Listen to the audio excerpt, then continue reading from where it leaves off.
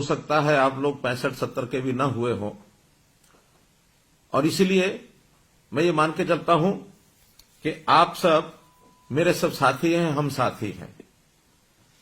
आप लोगों की आयु 60 वर्ष हुई से पहले आप निश्चित रूप से एक परिवार का पालन पोषण जब कर रहे थे तो आपके ऊपर जिम्मेवारियां थी, वो आप निभा रहे थे। जैसे ही आप 60 वर्ष के हुए हैं तो निश्चित रूप से मन में कुछ तकलीफों का एहसास भी होना शुरू हो जाता है। आपका अपना परिवार है, बेटे बेटियां, बहुएं हैं, दामाद हैं, भाई बहन हैं, वो एक परिवार है। लेकिन जब मैं आप सबको देखता हूं तो मुझे भी आभास होता है कि मैं भी एक परिवार रखता हूं, लेकिन मैंने अपने उस छोटे दायरे में कभी परिवार को नहीं माना। मैंने माना है कि पूरे हरियाणा की जनता, 2,87,00,000 लोग, लगभग 72 लाख परिवार, ये सब मेरा परिवार है। और इस नाते से आप मेरे परिवार के साथी हैं, मेरे भाई बहन हैं। अब आपकी तकलीफ जब बढ़ती है तो उस तकलीफ को मैं भी महसूस करता हूं कि किस प्रकार की तकलीफें 60 वर्ष की आयु के बाद हो जाती हैं। इन तकलीफों को दूर करने के लिए हमने एक प्रोग्राम तो बहुत शुरू किए हैं, परिवार के नाते भी, व्यक्ति के नाते भी। साथ ही एक बात जो हमको सबको स्मरण है कि कुछ वर्ष पहले हरियाणा के अंदर ऐसे परिवारों के लिए, ऐसे व्यक्तियों के लिए जिनकी आयु 60 वर्ष से ऊपर हो जाती है, उनको एक सम्मान निधि के नाते भी योजना शुरू की थी। और वो योजना शायद 100 रुपए के आसपास से शुरू हुई थी। समय बढ़ते बढ़ते उसमें बढ़ोतरी हुई और मुझे ध्यान है कि जब 2014 में हम लोगों ने सरकार संभाली तो उस समय ये पेंशन 1,000 रुपये मासिक थी। हमें लगा कि इसमें बहुत कमी है, इसको बढ़ाना चाहिए। लगातार हर वर्ष 200 रुपये, 250 रुपये, 200 रुपये, इस नाते से बढ़ाते बढ़ाते, और अभी 1 अप्रैल अगला जो 2023 का महीना शुरू होने वाला है, उस समय ये हमारी जो पेंशन है, जो सम्मान निधि है, ये 2,750 रुपये हो जाएगी। कहां 1,000 रुपया, कहां 2,750 रुपया। अब इस नाते से हम अपने प्रदेश के लगभग 18.5 लाख बुजुर्गों को ये हर महीने राशि पहुंचाते हैं। 460 करोड़ रुपए से ऊपर ये राशि हर महीने पहुंचती है। जब ये क्रम चलता हुआ हमने वर्षों तक देखा, एक बात और ध्यान में आई कि ऐसे सब बुजुर्गों को अपनी जब 60 वर्ष होने के बाद नई पेंशन बनानी पड़ती है तो उनको दफ्तरों के चक्कर काटने पड़ते हैं, दरखास्त लेकर के अपनी दस्तावेजों की फाइल बनानी पड़ती है, और फिर धक्के खा खा करके भी उनकी महीनों वर्षों तक पेंशन ही नहीं बनती है। कभी उनका सिफारिशी कोई नहीं मिलता उनको। बहुत से लोग बीच में एजेंट खड़े हो जाते हैं। उस नाते से एक तकलीफें, एक धक्के जो खाने पड़ते थे, ये एहसास जब हमको हुआ तो हमें लगा कि ये बहुत ही एक अन्यायपूर्ण एक व्यवस्था है, इसको बदलना चाहिए। हमने इसमें बदल करके जब परिवार पहचान पत्र बनाया और हर परिवार का डाटा ये हमारे पास आ गया, तो उस परिवार के डाटा के अंतर्गत हमको पता लगा कि कितने ऐसे व्यक्ति हैं जो कब 60 वर्ष के होने वाले हैं, आयु के हिसाब से उसकी जानकारी हमें तुरंत मिलने लग गई। अब 2 ही कंडीशन है किसी भी बुजुर्ग की वो पेंशन शुरू हो, या तो व्यक्ति 60 वर्ष का हो गया है, और या फिर जो 60 वर्ष का हुआ है वो दोनों पति पत्नी की आय ये 2 लाख रुपए से कम होनी चाहिए। जब ये 2 लाख रुपए की बात आई तभी भी ध्यान में आया कि यार 2 लाख रुपए कम नहीं है, हमें लगा 2 लाख रुपया ये कम है। तो इस अगले महीने से हमने इस आय को भी बढ़ा करके 2 से 3 लाख रुपया कर दिया है, और इस 3 लाख के करने के बाद बहुत से लोग इसमें नए और जुड़ गए हैं। तब ये भी व्यवस्था बनाई कि जिस महीने में 60 वर्ष का व्यक्ति हो जाए उसको तुरंत अगले महीने से अपने आप पेंशन शुरू हो जाए। मात्र एक कागज पर आपको साइन करना होगा। कोई भी सरकारी कर्मचारी आपके यहां आपकी सहमति लेगा, क्योंकि सहमति लेनी भी आवश्यक है। बहुत लोगों ने ऐसे भी जो हमको मिले हैं जिन्होंने कहा था शुरू में जब व्यवस्था शुरू हुई कि हमको तो पेंशन की जरूरत नहीं है, इसलिए हम कहेंगे तो ही तो पेंशन देनी होगी। इस नाते से हमको ये भी लगा कि ऐसे बहुत से लोग हैं जो शायद ऐसे अवस्था के बाद भी उनको लगता है कि इस पेंशन का सरकार के ऊपर बोझ न डाला जाए, तो अपनी असहमति भी प्रकट करते हैं। उसी में से व्यवस्था निकली कि एक बार 60 वर्ष का होते ही एक सहमति पत्र पर हस्ताक्षर जरूर लेने चाहिए। तो हमने लेने शुरू किए हैं। 1 ही महीने के अंदर अंदर वो सहमति पत्र के साइन भी हम कराते हैं, और उसके बाद उन लोगों से जो सहमति पत्र देते हैं अपने आप ही, और ये जो पेंशन है ये जाना शुरू हो जाता है। हमने लगभग 6 महीने पहले इस व्यवस्था को शुरू किया था और इन 6 महीनों में 16,500 लोगों को और ऑटोमेटिकली अपने आप पेंशन मिली। तो ऐसे जो 16,500 लोग हैं, आज मैं उन सब 16,500 लोगों से उनके साथ टेलीफोन का संपर्क करके और ये बातचीत कर रहा हूं। निश्चित रूप से आपके मैं अनुभव भी बाद में सुनना चाहूंगा कि इस ऑटोमेटिक पेंशन बनने में कहीं आपको कोई कठिनाई तो नहीं आई है। मेरा पूरा विश्वास है कि ये कठिनाई नहीं आई होगी। अगर कोई आई भी होगी तो इसको हम तुरंत जो है दुरुस्त भी करेंगे, ठीक भी करेंगे। अब ये तो ऑटोमेटिक पेंशन बनने की बात है, लेकिन हम लोगों ने इस पेंशन को जो पहले से बनी हुई है उसमें भी लगभग 18.5 लाख परिवार जो मैंने बताए हैं उनको हम ये पेंशन दे रहे हैं। और इस पेंशन के माध्यम से मुझे ये भी ध्यान है कि आखिर तो हम परिवार वाले लोग हैं, हमारे बेटे बेटियां पोते पोतियां हमारे सब परिवार के लोग, कभी कभी उनको सहयोग करना पड़ता है, उनको मान सम्मान करना पड़ता है, उनको कोई कहीं ना कहीं दान दक्षिणा देने की भी हमारी मन की इच्छा होती है, तब भी हम देते हैं। तो एक सुविधा ये हरियाणा के लोगों को जो मिल रही है, लगभग 27,500 रुपए की जो अब योजना अप्रैल से बनी है, ये भी एक दावे के साथ मैं कह सकता हूं कि इतनी राशि केवल हरियाणा प्रदेश ही है जो ये 27,500 रुपया और ये दे रहा है, और किसी प्रदेश में इस प्रकार की व्यवस्था ये ऐसी नहीं है। तो मित्रों, भाइयों बहनों, मैं तो आपको आज यही कहूंगा कि हम लोग जो ये एक लाभ सरकार से ले रहे हैं, तो इस लाभ के बदले में हम लोगों को, क्योंकि हमारी आयु भी 60 वर्ष ही हुई है, तो 60 वर्ष होने के बाद आखिर व्यक्ति का शरीर स्वस्थ रहता है, काम करने योग्य रहता है, तो हमें अपने इस आयु के पड़ाव में आकर के अपने काम के साथ साथ सामाजिक कामों में भी जाना चाहिए।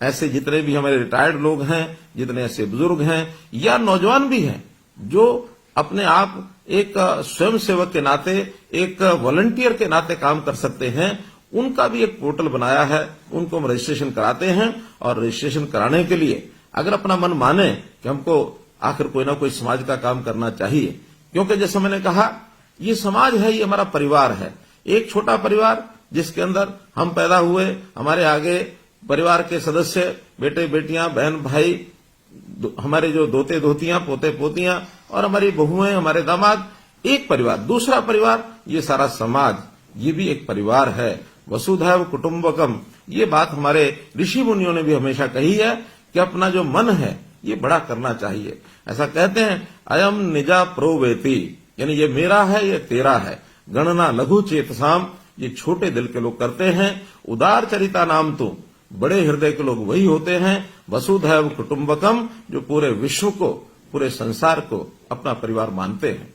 आखिर अपनी सोच हमको बड़ी करनी चाहिए, और अभी तक हमने शायद अपने परिवार पालन पोषण में ही सारा समय लगाया होगा, लेकिन एक आयु के पड़ाव के बाद, जैसे हमारी प्राचीन परंपरा होती थी वानप्रस्थ आश्रम की, तो इस वानप्रस्थी आश्रम के अंदर जाकर के हमको समाज की भी चिंता करनी चाहिए, क्योंकि कभी भी कोई एक अकेला व्यक्ति या एक अकेला परिवार ये अपने आप में पूर्ण इकाई नहीं हो सकते, अपने आप में सारा काम अपने आप नहीं कर सकते। हमको प्राय सभी काम करने के लिए समाज की भी आवश्यकता होती है। यदि सारे समाज की हम चिंता करेंगे तो समाज हमारी भी चिंता करेगा। तो इसलिए वॉलंटियर बनने के लिए हमने जो पोर्टल बनाया है, उस पोर्टल के बारे में मैं बताता हूं। उसका नाम है samarpan.gov.in, अंग्रेजी का ये शब्द है। आपको अगर न ध्यान में आए तो आप निश्चित रूप से आपके गांव में जो भी कोई कंप्यूटर के नाते से जो कोई वहां साझा सेवा केंद्र है, अथवा जिसको सीएससी कहते हैं या अटल सेवा केंद्र कहते हैं, या कोई भी कंप्यूटर जानने वाला व्यक्ति, उसको हम बता सकते हैं कि मैं भी अपना नाम वॉलंटियर इस नाते से उसमें जुड़वाना चाहता हूं। तो इस नाते से हम और वॉलंटियर बन सकते हैं। हमने इस प्रकार की सेवाएं बहुत, जो खास करके बुजुर्गों के लिए तो शुरू की हैं, समाज के हर वर्ग के लिए हम परिवार पहचान पत्र के माध्यम से उनकी योग्यता के, उनकी क्षमता के हिसाब से, उनकी स्थिति के हिसाब से, खास करके आर्थिक स्थिति के हिसाब से बहुत सी योजनाएं हमने शुरू की हैं। हमने इस परिवार पहचान पत्र के अंदर जितने भी नागरिक हैं, अर्थात 2,87,00,000, इनको 6 भागों में बांटा है। 0 से 6 वर्ष तक जब बच्चे होते हैं, बहुत छोटे बच्चे, आखिर उनकी भी संभाल करनी होती है। हमने महिला एवं बाल कल्याण विभाग के नाते से उनको ये जिम्मा सौंपा है। हमारी आंगनवाड़ी वर्कर्स, हमारी आशा वर्कर्स, हमारे जो क्रैच हैं, हमारे जो स्कूल हैं, जहां जहां ये बच्चे पढ़ सकते हैं, और जो हमारा इनके स्वास्थ्य को ठीक रखने के लिए या इनको कोई आगे बीमारी न लगे उसके लिए टीकाकरण करने के लिए ये विभाग उनका काम करता है। ऐसे ही 6 वर्ष से लेकर के और 16-18 वर्ष तक ये जो एक हमारे बालक परिवारों के, इनको स्कूल शिक्षा का जो विभाग है वो इनकी चिंता करता है कि ये सब बालक पढ़ने के लिए जाएं।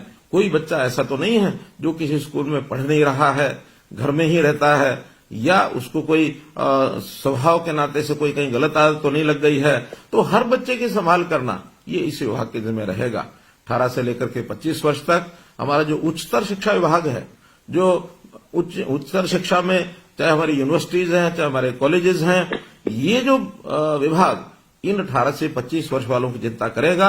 या तो पढ़ाई करेंगे या फिर अपने हुनर को विकसित करने के लिए स्किलिंग डेवलपमेंट के नाते से ये उनकी चिंता करेंगे। कुछ लोग जो रोजगार करना चाहते हैं उनको रोजगार दिलाने की व्यवस्था करेंगे। तो ऐसे सब युवा, ये युवा अवस्था ऐसी होती है, इस समय संभालना बहुत जरूरी होता है, दिशा देना बहुत जरूरी होता है। तो हमारे युवक एक ठीक दिशा में काम करें, इनके लिए वो काम हम देते हैं उनको। इसी प्रकार 25 वर्ष से लेकर के 40 वर्ष तक ये ऐसे युवा होते हैं जो स्पोर्ट्स में काम करते हैं, जो कहीं ना कहीं नौकरी की तलाश करते हैं। तो इस नाते से इनके युवकों की गतिविधियों में ये भाग लें और हर किसी को अपने परिवार पालन के अंदर सहयोग करने के नाते रोजगार प्राप्त हो, ये काम हम उसके लिए भी करते हैं। ये भी हमारा जो यूथ अफेयर्स जो डिपार्टमेंट है, ये जो और स्पोर्ट्स डिपार्टमेंट है, वो लोग इनका पूरा ध्यान रखेंगे। इसी प्रकार 40 से 60 वर्ष तक का रेवेन्यू डिपार्टमेंट हमारा है, क्योंकि ये प्राय सब लोग अपने काम में लग जाते हैं। कोई छोटा काम करे, बड़ा काम करे, नौकरी करे, दुकान करे, उद्योग करे, इन सब के जिम्मे अपने परिवार का पालन पोषण होता है। इनको किसी प्रकार की कठिनाई न आए, ये भी काम उनके जिम्मे लगाया जाता है। तो सब लोग इस नाते से और व्यस्त रहें, सबको एक प्रकार से परिवार पालन के अंदर पूरा अवसर मिले। तो इस प्रकार 60 साल तक और 60 साल से ऊपर की आयु के वर्ग के लोग, जिसमें हम शामिल हुए हैं, ऐसे सब लोगों के लिए जो हमारा सेवा विभाग है, सेवा विभाग के जिम्मे ये लगाया है कि 60 वर्ष से लेकर और जितने वर्ष तक की आयु प्रभु ने हमको दी है, उस वर्ष तक सबकी संभाल ये सब करें। विशेष तौर पर इन सब वर्गों के लिए स्वास्थ्य का विषय ऐसा है जो हर किसी के ऊपर लागू होता है कि स्वास्थ्य ठीक रहे, व्यक्ति स्वस्थ रहे, तंदुरुस्त रहे, और अगर कहीं अस्वस्थ होता है, बीमार होता है, तो उसका इलाज ठीक हो जाए। इलाज ठीक करने के नाते हमारे देश के प्रधानमंत्री विशेष तौर पर बहुत चिंतित है। गरीब परिवारों के लिए उनकी चिंता है कि कहीं ऐसा ना हो कोई गरीब परिवार किसी के इलाज कराने में इतना खर्च कर बैठे कि परिवार जो है वो कहीं उसकी कमर न टूट जाए, क्योंकि गरीब परिवारों को लाखों रुपए का इलाज का खर्च देना ये संभव नहीं है। इस नाते से उन्होंने हर गरीब परिवार के लिए 5 लाख रुपए तक का ये जो स्वास्थ्य बीमा है ये लागू कराया है आयुष्मान भारत के नाते। जब हमें ध्यान में आया कि केंद्र की स्कीम में तो हरियाणा के 15.5 लाख परिवार कवर हो रहे हैं, हमने उसमें अपनी एक योजना बनाई, चिरायु योजना, ताकि 1,80,000 रुपए तक की आय के जो परिवार हैं उन सबको इसका लाभ मिले। और इसमें 29 लाख से भी ज्यादा परिवार इसमें कवर हो रहे हैं। अब हमको ध्यान में आया आखिर 1,80 भी बहुत आय ऐसी है जिसमें शायद इससे ऊपर के लोगों को भी कठिनाई आएगी। तो इस वर्ष के बजट में हमने इस आय को बढ़ा करके 3 लाख रुपया प्रति परिवार ये आय रख करके और थोड़े से पैसे लेकर, थोड़े पैसे यानी 125 रुपया महीना अर्थात 1500 रुपया साल, इतना पैसा लेकर के भी उनकी जो स्वास्थ्य बीमा योजना उनको भी इसको ऑफर किया है ताकि वो इसको ले सके और परिवार के इस खर्च को बचा सके। अब ऐसे ही हमारे जो बुजुर्गों की स्थिति है, बुजुर्गों में एक वर्ग ऐसा है मित्रों जिनकी आयु 80 वर्ष से भी ऊपर हो गई है। तो इस 80 वर्ष से ऊपर के आयु के जो लोग हैं उनकी विशेष चिंता हमको करनी होती है। तो हमने अपने जितने भी वॉलंटियर्स हैं इनके जिम्मे ये लगाया है। वॉलंटियर्स वो जनता में से भी आते हैं और हमारे सरकारी कर्मचारी वो भी वॉलंटियर्स बन सकते हैं। हजारों की संख्या में ऐसे सरकारी कर्मचारी वॉलंटियर बने हैं। बल्कि मैं अपील करता हूं कि आप भी उनको ये कहें, जो हमारे सरकारी कर्मचारी आपके परिवारों के लोग हैं उनको कहें कि वॉलंटियर बनकर के ऐसे बुजुर्ग जिनकी आयु 80 साल से ऊपर हो गई है इनकी देखभाल करने के लिए कम से कम और कुछ ना करें महीने में एक बार जाकर उनका हालचाल पूछें। कोई अस्वस्थ है, कहीं किसी की परिवार के अंदर स्थिति ऐसी तो नहीं है कि परिवार में कोई देखभाल नहीं करता है, कोई अकेला तो नहीं रहता है, उसके कुशल क्षेम, उसकी बीमारी, उसका खान पान, उसको आवश्यकताएं जितनी होती हैं उसकी पूरी हो रही हैं कि नहीं हो रही हैं। क्योंकि ये भी लगभग 2.25 लाख परिवार ऐसे हैं, लोग ऐसे हैं जो 80 वर्ष से ऊपर हैं। तो इन 2.25 लाख लोगों की भी चिंता हमको करनी चाहिए। ये हमारे बुजुर्ग हैं और बुजुर्ग हमारे माता पिता के बराबर होते हैं, तो हम अपने माता पिता के बराबर बुजुर्ग 80 साल, 90 साल, 100 साल से भी ऊपर की आयु के लोग लगभग 3,500 लोग आज ऐसे हैं जिनकी आयु 100 वर्ष से भी ऊपर है। तो एक बहुत बड़ा ऐसा वर्ग है जिन्होंने सारा जीवन, चाहे अपने परिवार को पालते हुए भी जो सेवा की है समाज की, एक बहुत बड़ी सेवा है। तो हम आज उन बुजुर्गों को जरूर देखभाल करें। सरकार ने एक योजना बनाई है ऐसे बुजुर्ग जो अकेले रहते हैं, क्योंकि ये भी एक बड़ी संख्या है जो आज ध्यान में आता है कि 80 साल से ऊपर की उम्र है और अकेले रहते हैं। ये संख्या भी कम नहीं है। ये संख्या लगभग जो मेरी जानकारी है, ये लगभग 28,000 लोग ऐसे हैं जो अकेले रहते हैं और जिनकी आय वो लगभग 1,80,000 रुपए तक है। तो इनकी भी चिंता हमको सबको करनी है। तो ऐसे परिवारों को जो अकेले अकेले हैं, उनका बहुत मुश्किल है उनको अपने जीवन यापन करना, उनको परिवार की सहायता नहीं मिल रही है, या कई बार पारिवारिक छोटे मोटे विवाद होते हैं, उसके कारण से माता पिता को कई बार बच्चे भी दूर कर देते हैं, जो एक बहुत अच्छी बात नहीं है। बहुत इसको हमको संभालने की आवश्यकता है कि जिस परिवार को पाला पोसा बुजुर्ग ने, वो बच्चे उन परिवारों बुजुर्गों की जरूर उसकी देखभाल रखें, उनकी चिंता करें। आखिर उन्होंने आज तक हमको पाला है, आज जरूरत उनकी आवश्यकता है उनको सहायता करने की, तो हम सहायता करेंगे।